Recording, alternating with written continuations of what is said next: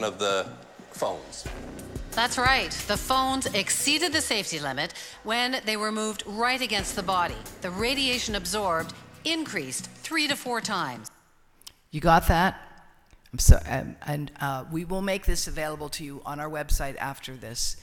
That's the Canadian Broadcasting Corp, Canada's publicly funded investigative lead program called Marketplace. The program ran all weekend. It's available on our website in more detail. It showed that when you test phones, the way they're used, they exceed the safety limits 3 to 4-fold.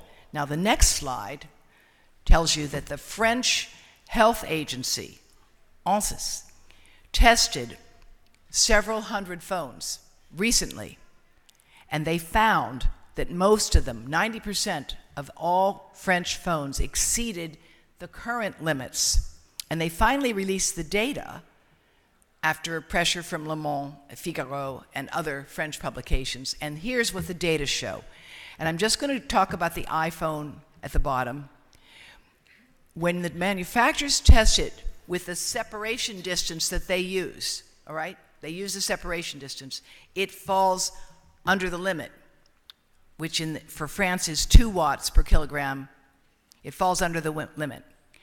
When it's tested directly next to the body in France, it comes to 5.3 watts. Okay, so it's greatly exceeding it. And then, with my colleague Om Gandhi, I have estimated what would the US equivalent be, and our equivalent would be 10 watts per kilogram. Now that's way higher than any standard has ever been suggested. And this is technical information. I realize I may have lost many of you by going through it so quickly, but I want to assure you, this is a big deal. We are exposing ourselves and our children to levels of radiation that have never been tested. Just like we did with the chemical revolution, for which we are paying a price now, just like we did with tobacco, where we knew for a long time it was dangerous, but kept on with producing it and subsidizing it by the government. We are now opening ourselves to a revolution in wireless exposures that can be avoided. AT&T was supposed to have used hundreds of millions of dollars to build a fiber optic network so that we in California would have the same speeds of connection that they have in South Korea. In South Korea, fiber optics connects every home, and they have one of the fastest systems in the world. But we are depending on a wireless system that will not possibly be able to meet the demand, particularly the growing demand for things like virtual reality pornography. Now, I want to briefly go to the scientific evidence of biological harm. And I think I may need a few more minutes. Let me see what I can do here. I'm going to talk to you about the brain, which many of us as we get older really are concerned about, and reproductive effects, and finally cancer.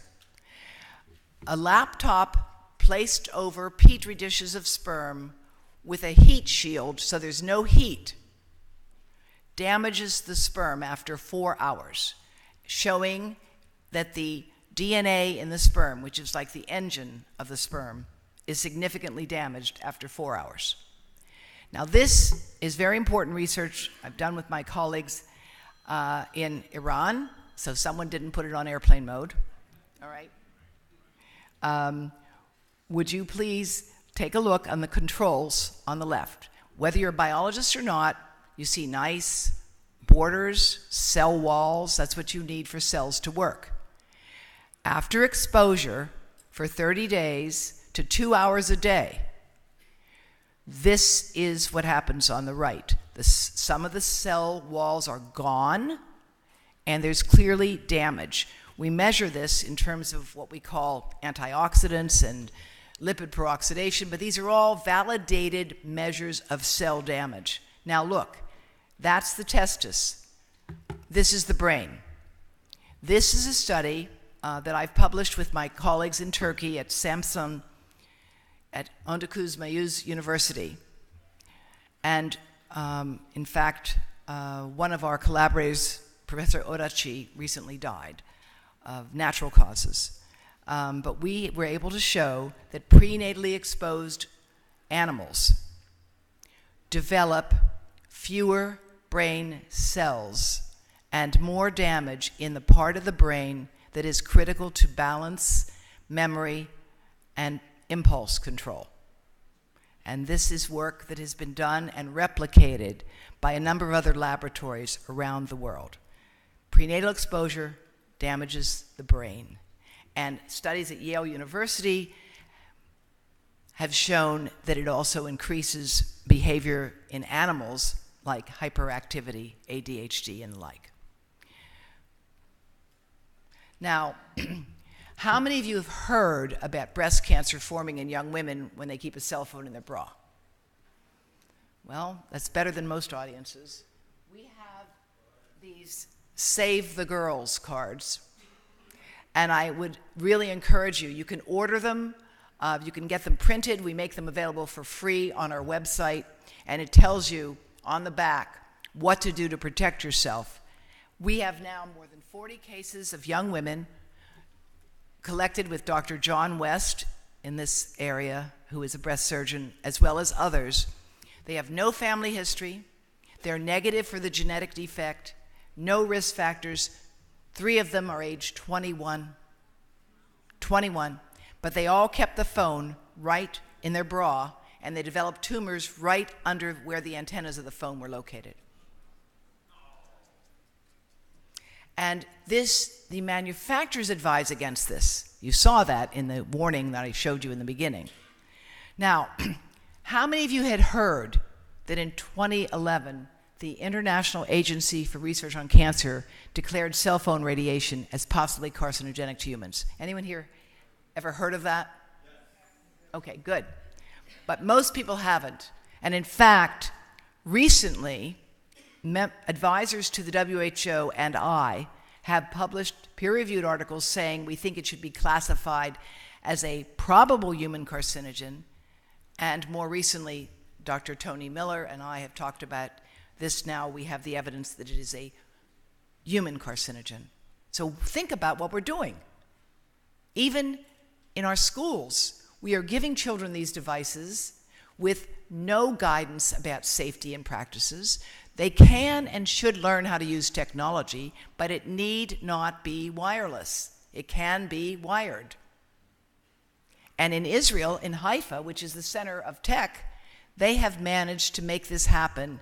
And many schools now are recognizing that children in elementary schools actually learn better with paper and pencil and books, and not being on a screen 5 to 9 hours a day.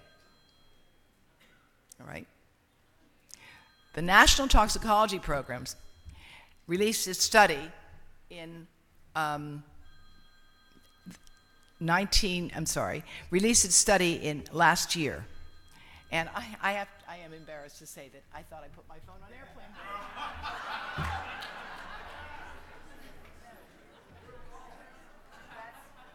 All right.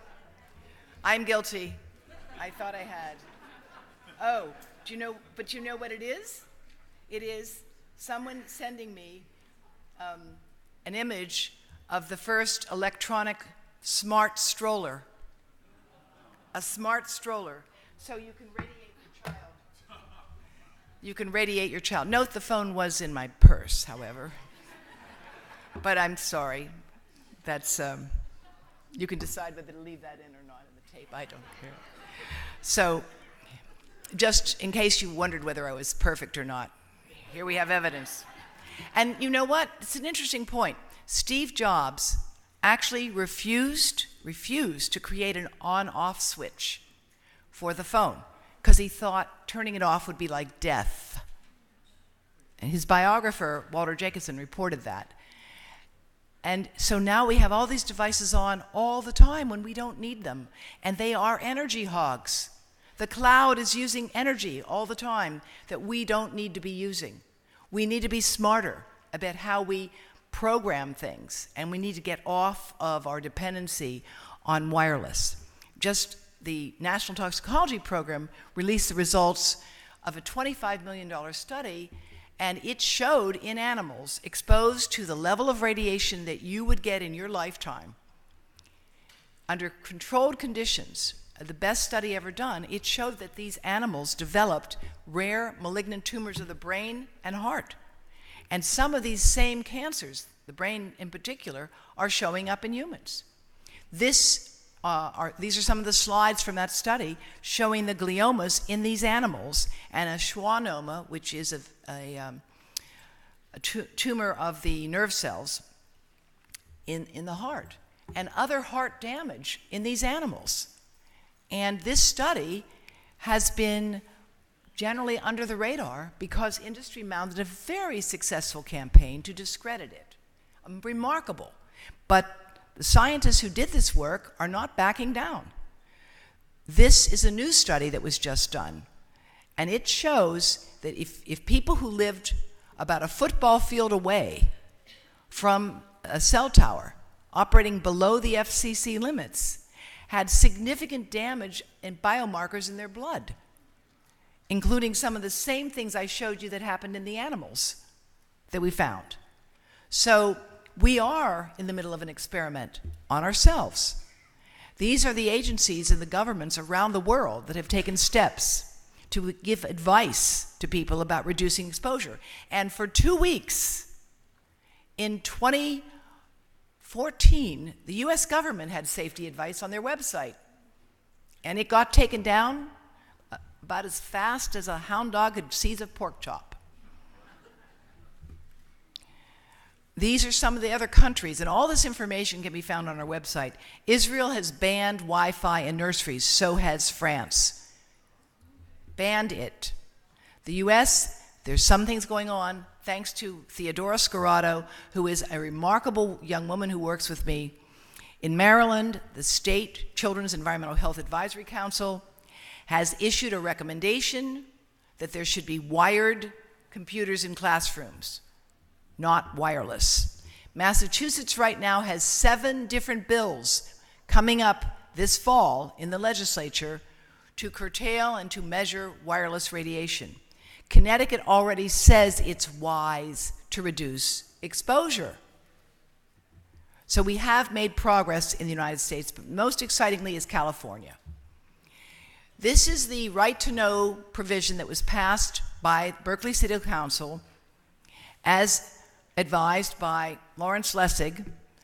Environmental Health Trust has been working with the California Breast Tumors Association of Ellie Marks and others, and we have been lobbying, promoting the right to know. As I started out my talk, you need to know what's in your pocket. You need to know what information you have.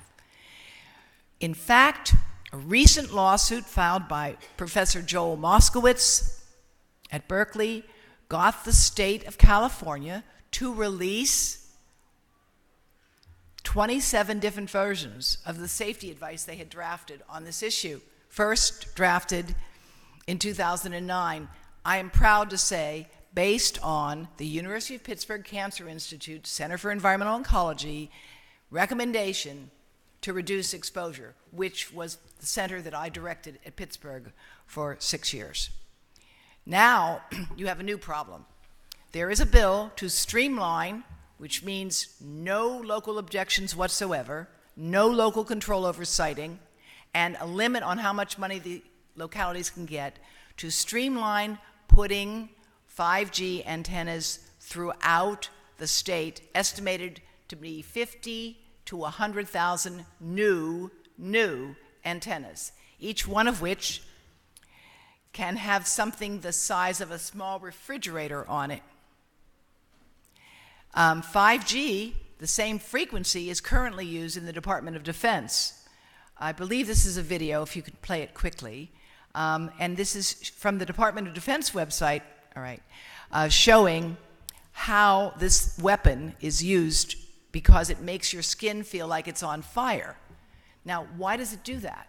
Well, it's a higher power if you're going to be using it as a weapon, but it's the same frequency. The next slide shows you that this is a study that was just released this year, that sweat ducts actually preferentially absorb the same frequency, the millimeter frequency. And so they work like an antenna. So your skin magnifies the signal. And what if in your skin you already have precancerous cells? We know from other research that the 5G accelerates bacterial growth. I would imagine it might accelerate cancer cell growth. Think about cancer patients. They have a right to be in an environment that's not going to accelerate their exposures. Finally, I'll show you the AT&T annual report. In the second paragraph, it says, they report to their stockholders that we face current and potential litigation relating to alleged health effects on customers or employees who use such technologies, for example, wireless headsets. They're talking about the risk that they're going to get sued, which they are right now being sued for brain cancers. So how do you reduce your exposure? That's where you can find more information on our website, and where I'm sure Lorraine and Frank will be glad to strengthen our ability to find that information. Here's what you do. You go to the American Academy of Pediatrics, which we have on this card, and you see what they tell children to protect them, which is to avoid carrying it on your body. That's the AAP, and there's 10 tips on their website, similar to the ones that we've developed. We're all working in tandem. You make the bra a no cell phone zone. You make the pants pocket also a no cell phone zone unless it's on airplane mode or off. Think about this. What about that increase in colorectal cancer in children under the age of 30, right? All those tight clothes with those